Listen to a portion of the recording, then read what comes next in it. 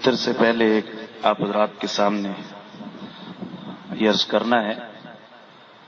کہ الحمدللہ یہاں جتنے بھی حضرات ہیں اللہ تعالیٰ کی رحمت سے خواص ہیں، عوام بھی نہیں، بچے بھی نہیں ہیں، اور کتنے حضرات ہیں جو آنے کے لیے تڑپ رہے ہیں اور ان کو یہاں موقع نہیں مل رہا، کتنی ان کی طلب ہے، دل میں شدت ہے، اور اللہ سبحانہ و تعالیٰ نے ہمیں موقع عطا فرمایا۔ قرآن پاک جس وقت تلاوت اس کی شروع ہو جاتی ہے اور امام نے اللہ اکبر کہہ دیا، اس کے بعد اپنا کوئی کام کرنا، پانی پینا، باتوں میں مشغول رہنا، بیٹھے رہنا، یہ ادب کے بھی خلاف ہے، اور خاص طور پہ وَإِذَا قُرِئَ الْقُرْآنُ فَاسْتَمِعُوا لَهُ وَأَنصِتُوا، جب قرآن پڑھا جائے تو کان لگا کر سنو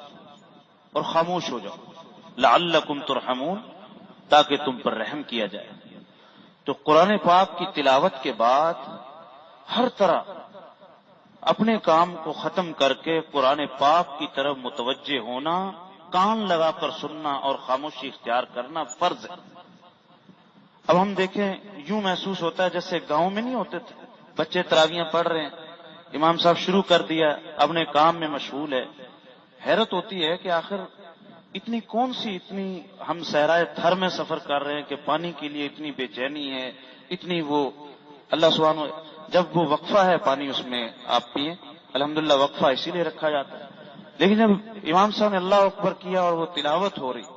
اس کے بعد پانی کی تلاش میں ایسی بے چینی، ہاں اگر کسی کی جان جانے کا خطرہ ہے تو اجازت، اگر صرف اپنے اندر کی اس کو بھڑک کو اور جو اس کو مٹانے کے لیے سمجھ سے والا، یہ تو بالکل بچوں والی بات ہے، جیسے گاؤں گوٹھوں میں تھی، جیسے امام رکوع میں گیا کر شامل ہو گئے۔ یہ خواص ابھی تو عوام کا مجمع نہیں، کیا ہم ایسا کسی کے سامنے اپنے آپ کو نمونے کے طور پر پیش کر سکتے ہیں کہ اللہ سبحانہ و تعالیٰ کا ایسا عظیم الشان کلام، اس کی تلاوت ہو رہی ہو، ایسے سوچ سے تلاوت ہو رہی ہو،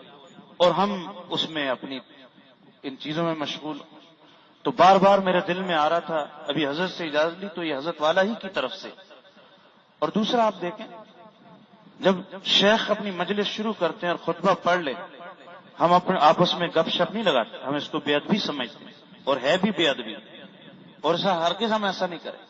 کیا وجہ ہے کہ کلام الہی جو اللہ سبحانہ و تعالیٰ کی نشانیوں میں سب سے اونچی نشانی،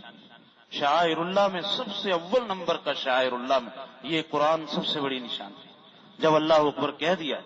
اس کے بعد بیٹھے رہنا، اس کے بعد مشغولی، اس کے بعد بات، اس کے بعد پانی کی طلب تلاش، یہ بے چینی، اس کی ہمیں اصلاح کرنی ہوگی۔ اور میں بھی استغفار کروں اپنی اس کوتاہیوں پر کہ اللہ تعالیٰ کے کلام میں جو اس کا حق ہے، جس قدر اس کے ساتھ کان لگا کر سننا اور خاموشی اختیار کرنا، یہ اس کے فرائض میں سے یہاں حکم فرمایا۔ میں بھی استغفار کرتا ہوں، ہم سب استغفار کریں، یہ ہمارے لیے استغفار یہ وینٹیلیٹر ہے، وینٹیلیٹر،